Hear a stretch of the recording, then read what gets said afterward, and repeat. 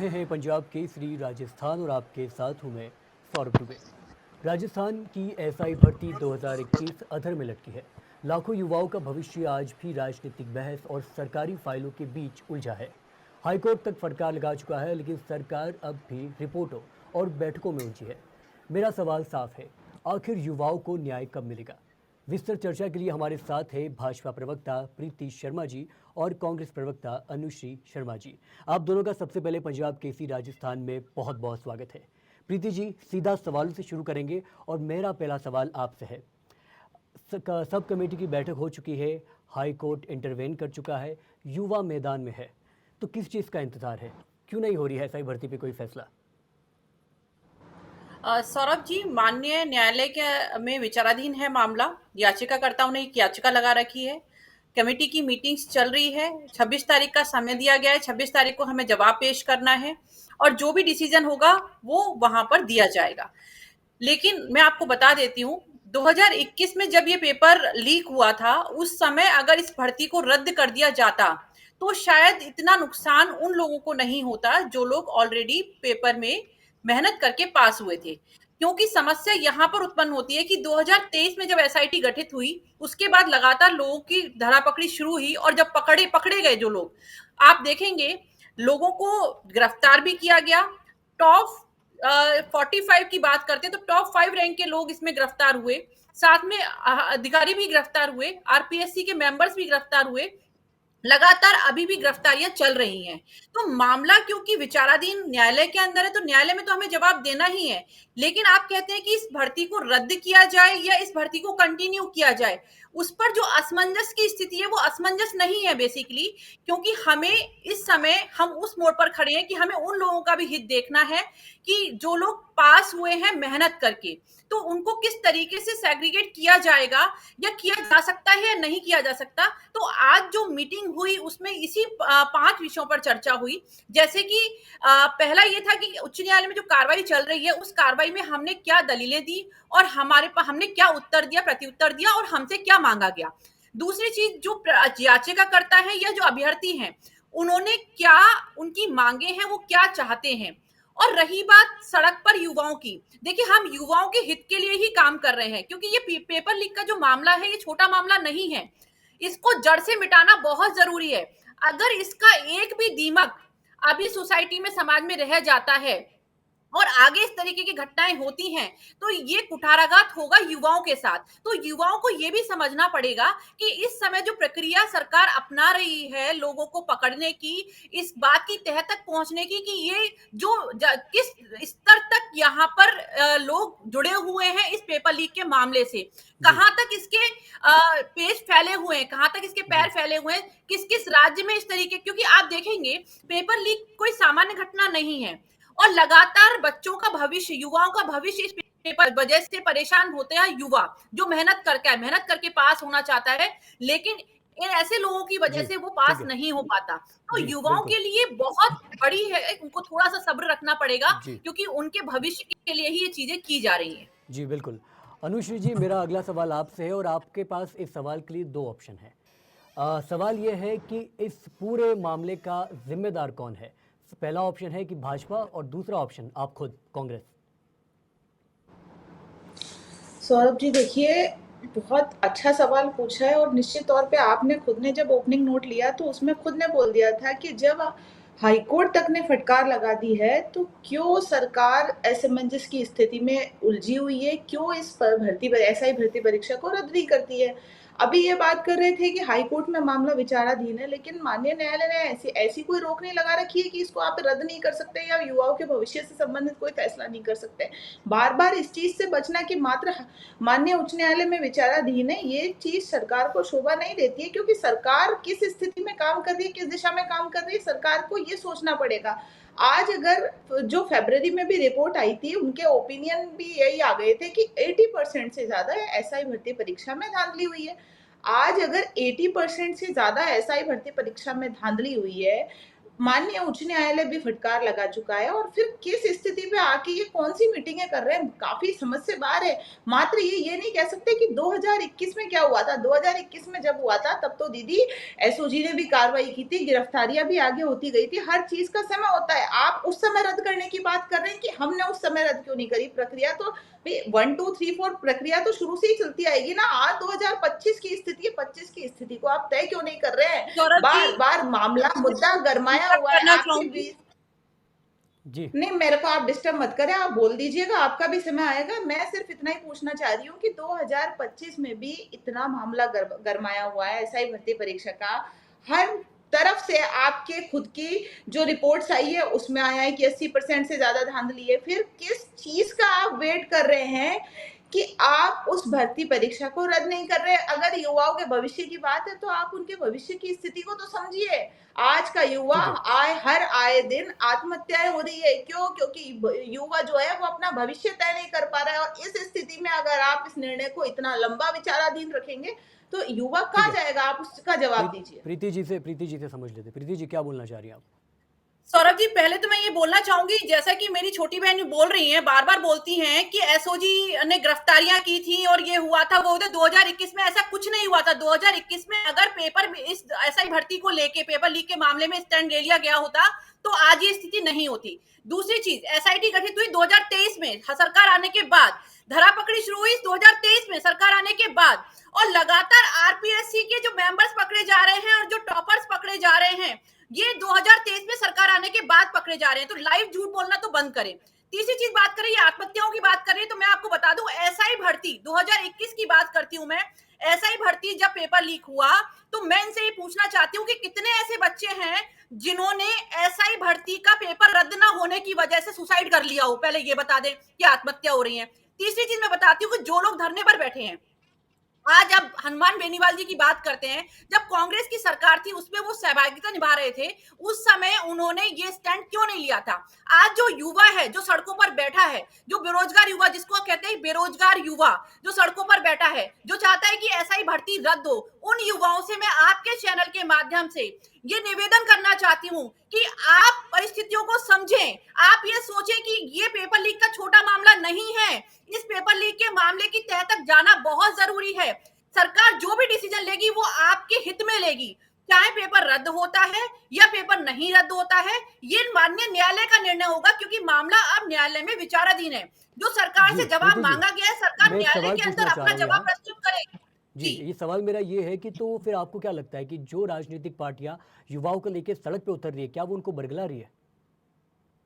बिल्कुल बिल्कुल सौरभ जी, मैं यही कहना चाहूंगी कि वो सिर्फ अपनी राजनीतिक रोटियां सेक रही हैं, क्योंकि अगर उन्हें स्टैंड लेना था तो 2021 में सड़क पर उतरते, 2021 में हाथों हाथ पेपर रद्द करते।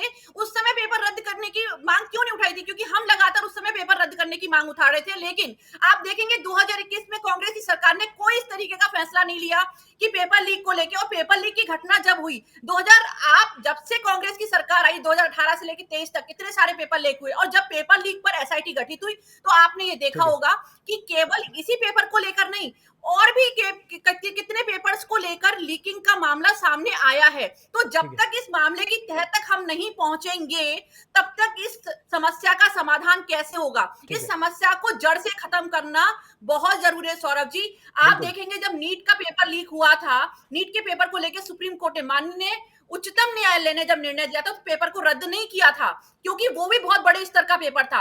और केंद्र सरकार पेपर लीक को लेकर बार बार, आप देखेंगे केंद्र सरकार ने पेपर लीक को रोकने के लिए कानून भी बनाया है। जी 2024 जून में कानून ऑलरेडी ठीक है बन चुका है। जी जी बिल्कुल बिल्कुल। अनुश्री जी, जब आप प्रीति जी जब आप बोल रही थी तो अनुश्री जी थोड़ा मुस्कुरा रही थी। मैं समझना चाहता हूँ कि उनकी मुस्कुराहट का राज क्या है। अनुश्री जी बताइए। उनके पास और कोई ऑप्शन नहीं है ना मुस्कुराने के अलावा। सौरभ जी, और ऑप्शन नहीं है मुस्कुराने के अलावा। अनुश्री जी क्या बोलना चाहेंगे आप? जी, मैं ये बोलना चाहूंगी कि मुस्कुराहट इस बात पे थी कि भाजपा के प्रवक्ता जब भी टीवी चैनलों पे आते हैं सिर्फ पूर्ववर्ती सरकारों को दोष देते हैं। अभी अभी इन्होंने बहुत अच्छी बात कही, रिकॉर्डिंग सुनिएगा इस चैनल की। आपने कहा कि जब हम विपक्ष में थे तब हमने मांग उठाई थी पेपर रद्द होने की।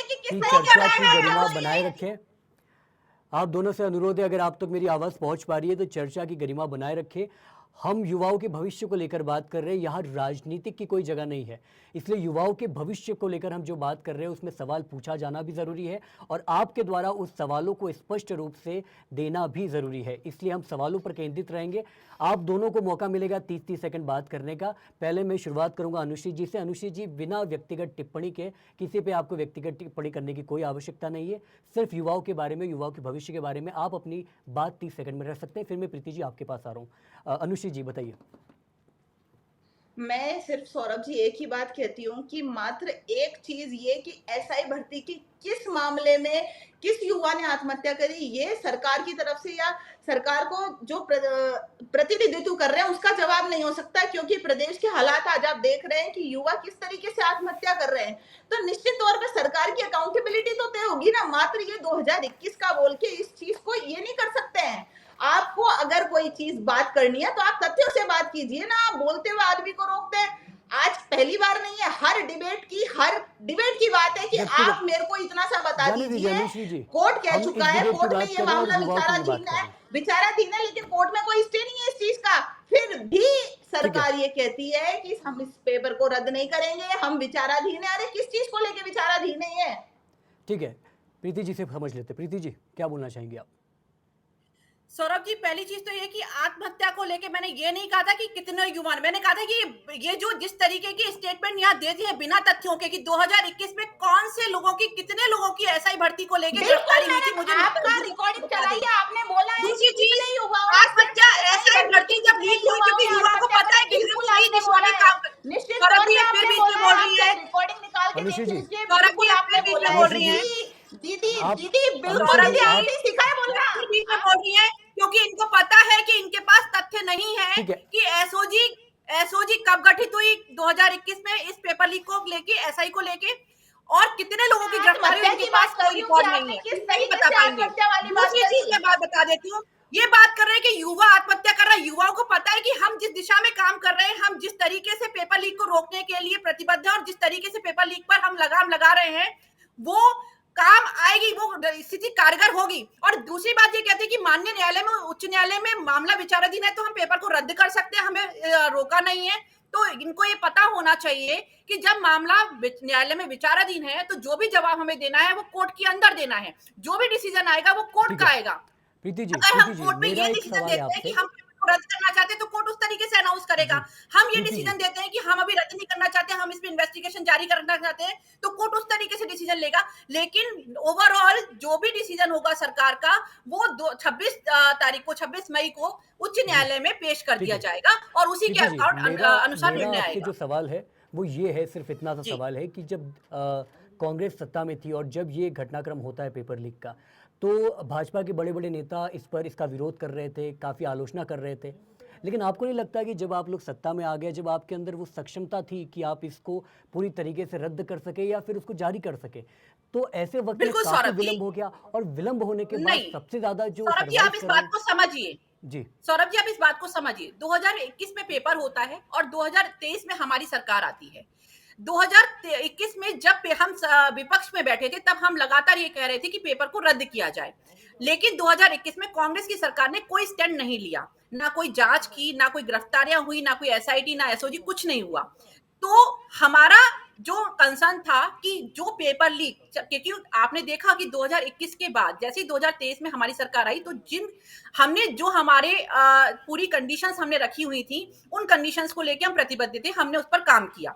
हमने एसआईटी गठित की, एसआईटी गठित होने के बाद में आप देखेंगे लगातार लोग पकड़े जा रहे हैं, ना गिरफ्तारियां हो रही हैं, अधिकारियों की भी गिरफ्तारियां हो रही हैं, भ्रष्टाचार को रोकने के लिए लगातार काम चल रहा है, महिलाओं की सुरक्षा के लिए लगातार काम चल रहा है। और हम पेपर लीक की बात करते हैं, तो पेपर लीक एक छोटा मुद्दा नहीं था, पेपर लीक इतने बड़े लेवल पर चल रहा था, तो इसको रोकना, अभी हमारे इतने एग्जाम हुए, कौन से एग्जाम में पेपर लीक की घटना हुई है, आप मुझे बता दीजिए।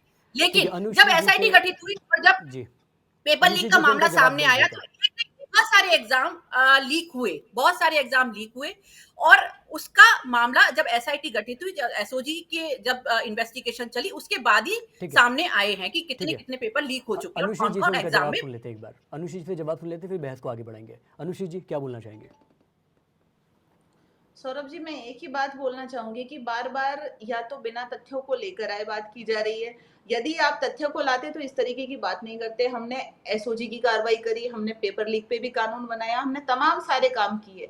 वर्तमान में भारतीय जनता पार्टी की सरकार है, भारतीय जनता पार्टी की सरकार को इस चीज की जिम्मेदारी लेनी पड़ेगी। इन्हीं की एसआईटी ने ये माना कि भाई 80% से ज्यादा पेपर में धांधली हुई है, फिर क्यों ये किस चीज पे रुके हुए हैं? या तो ये बात सत्य है कि ये पर्ची की सरकार है और इन पे खुद में डिसीजन मेकिंग पावर नहीं है, या तो इस चीज पे है, इस चीज को तथ्य पे मानना चाहिए, या फिर इनको किसी की अकाउंटेबिलिटी तो तय करनी पड़ेगी। मात्र ये चीज बोलना और बोल के इसी चैनल पे मुकर जाना कि कितने एसआई के बच्चों ने आत्महत्या करी, अरे एसआई के युवा नहीं होते, युवा सारे प्रदेश के हैं, हर एग्जाम के होते हैं और तमाम रोज आत्महत्याएं हो रही हैं। तो इस चीज को आप आत्ममंथन करें कि आप क्या चीज बोलना चाह रहे हैं और क्या चीज नहीं बोलना चाह रहे। भारतीय जनता पार्टी की सरकार वर्तमान में सिर्फ एक ही चीज को कहते हुए बच रही है कि कोर्ट में मामला विचाराधीन है। अरे आप इस चीज की याचिका पे जाइए कि कोर्ट में कौन सा मामला विचाराधीन है और कोर्ट ने ठीक है। किस चीज का जवाब मांगा है। अच्छा ना अनुश्री कि जी, कोर्ट ने आपको, मेरा एक कोर्ट ने सवाल अभी है तक आपसे। बाउंड नहीं करा है सरकार को कि आप जी इस चीज पे कोई आदेश नहीं ले सकते हैं या कोई जी ऐसा यथास्थिति का ऑर्डर नहीं है।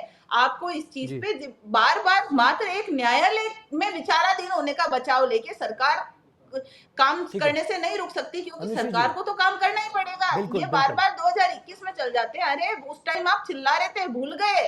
हमारे अनुश्री जी, आज तो आपकी अगर मेरी डबल इंजन की आवाज़ आप तक सरकार है, पहुंच पा विपक्ष रही में है, आप इतना चिल्ला रहे हैं, अनुश्री जी, आपने इतने विरोध किया, आज आपकी डबल अनुश्री इंजन जी, की सरकार है, तो क्यों नहीं कार्रवाई करते हैं आप? ठीक है अनुश्री जी, अगर आप तक मेरी आवाज़ पहुंच पा रही है तो मेरा एक सवाल है आपसे। आप प्रदेश में मुख्य विपक्षी पार्टी के तौर पर हैं, तो जब जो तीसरा मोर्चा कहला रहा है खुद को हनुमान बेनीवाल, वो इस कदर विरोध कर रहे हैं, इतने बड़ी संख्या में वो जन समर्थन के साथ विरोध कर रहे हैं, तो आप बैकफुट पे क्यों हैं? आप उनकी तरह सामने क्यों नहीं आ रही? सौरभ जी देखिए, ये आप जो तीसरे मोर्चे की बात कर रहे हैं, हर पार्टी की अपनी विचारधारा है, हर पार्टी की अपनी रणनीति है कि वो किस तरीके से काम कर रही है। हमारे जो माननीय प्रदेश अध्यक्ष डोटासरा जी है, उन्होंने ट्वीट करके भी इस मैटर में जो है वो बोला है, और हम हमारी नीति से पर चलेंगे ऐसे कि मसले हमको किस ट्वीट से तरीके कहाँ से हल होते विरोध हैं? करना है। इस तरह के मसले ट्वीट से आपकी तो हल नहीं आवाज हो नहीं आ सकते रही है। हैं।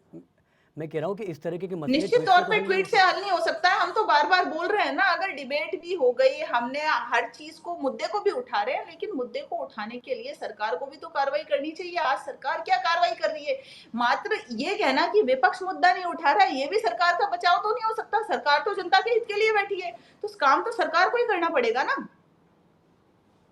ठीक है प्रीति जी, कोई प्रतिक्रिया आपकी? जी सौरभ जी, जैसे छोटी बहन कहती है कि सरकार कोई काम नहीं कर रही, पर्ची की सरकार और ये फलाना ढिमाका। देखिए सिंपल सी बात है, लोगों को दिख रहा है कि हम क्या काम कर रहे हैं, किस तरीके से युवा, क्योंकि युवा अपने आप को सुरक्षित महसूस कर रहा है। युवा को पता है कि जिस तरीके से पेपर लीक के मुद्दे को हमने उठाया, उस पर काम किया, हम उसकी जांच कार्रवाई लगातार चल रही, इन्वेस्टिगेशन लगातार जारी है, लगातार गिरफ्तारियां हो रही हैं। तो जो लोग पकड़ में आते जा रहे हैं, और पता नहीं कितने लोग अभी पकड़ में आना बाकी हैं, क्योंकि इस बात की तह तक जाना जरूरी है। और रही बात सरकार को आंसर करने की, सरकार को यथास्थिति ना रखने की, तो शायद इनको पता नहीं है, लेकिन हाई कोर्ट में इसमें रोक लगाई गई थी कि इसमें कोई पोस्टिंग नहीं दी जाएगी और यथास्थिति जैसा चल रहा है वैसा रहेगा। हमसे जवाब मांगा गया है, हम जवाब देंगे, हम जवाब लगातार दे भी रहे हैं। 26 तारीख को हमें एक लास्ट अल्टीमेटम मिला है कि आप बताएं कि आप क्या करना चाहते हैं।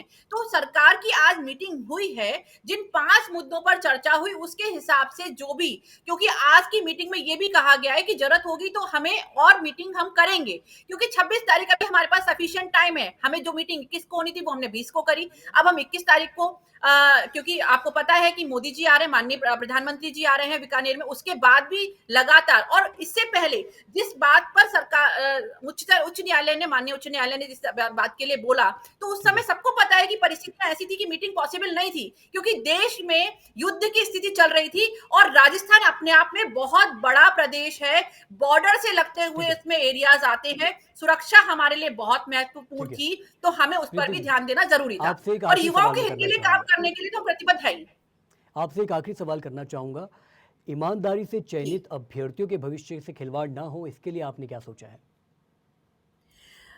उसी के लिए मंथन चल रहा है, क्योंकि जो अभ्यर्थी और याचिकाकर्ता जो हाईकोर्ट के अंदर गए हैं, उनकी क्या मांगे हैं, उस पर भी डिस्कशन इस मीटिंग के अंदर हुआ है। उस पर जो भी होगा, जो भी डिसीजन होगा, माननीय उच्च न्यायालय के पास पेश किया जाएगा, उसके अकॉर्डिंग जो भी निर्णय आना होगा 26 तारीख को सबको पता चल जाएगा। क्योंकि देखिए, सरकार अपने बिहाफ पर जो काम करना चाहिए, सरकार लगातार काम कर रही है, सुरक्षा को लेके, युवाओं के हित को लेके, बेरोजगारी हटाने को लेकर, क्योंकि रोजगार भी हमारे लिए बहुत बड़ा मुद्दा है कि हमें लोगों को रोजगार भी देना है। और आप देखेंगे कि अभी एट प्रेजेंट अगर हम अपने देश की स्थिति की बात करें, तो लगातार देश की सुरक्षा को लेके भी हम लोगों को काम करना है। तो बहुत सारे एरियाज में काम होता है, तो ये सारी चीजें मैटर करती हैं। आपको मानना पड़ेगा इस चीज को कि सरकार युवाओं के हित को लेके ही काम कर रही है, और इसीलिए पेपर लीक को जड़ से खत्म करना बहुत आवश्यक है आज की डेट में। अनुश्री जी, कुछ बोलना चाहेंगे आप?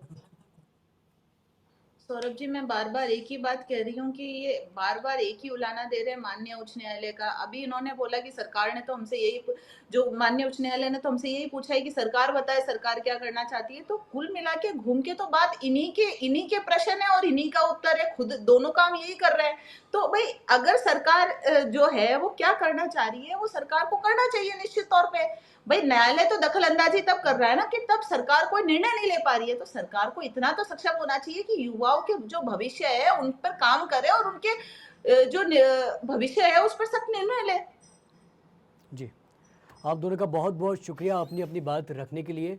असल में देखा जाए तो ये जो मुद्दा है एसआई भर्ती का वो काफ़ी संवेदनशील मुद्दा है और इस पे चर्चा होना बहुत ज़रूरी है, जिस पे लगातार पंजाब केसरी राजस्थान तमाम नेताओं को, तमाम प्रवक्ताओं को बुलाकर चर्चा कर भी रहा है। हालांकि कई चर्चाएं ऐसी अक्सर होती है जो सियासत की भेंट चढ़ जाती है और शुरुआत में इस चर्चा के साथ भी यही हुआ, लेकिन आप दोनों का बहुत बहुत आभार कि आपने काफ़ी ही समझदारी से और संजीदा अंदाज से इस चर्चा को एक अच्छा उद्देश्य के साथ पूरा किया। और पंजाब केसरी राजस्थान लगातार ऐसी ही तमाम प्रदेश की खबरें आप तक पहुंचाता रहा है। नमस्कार।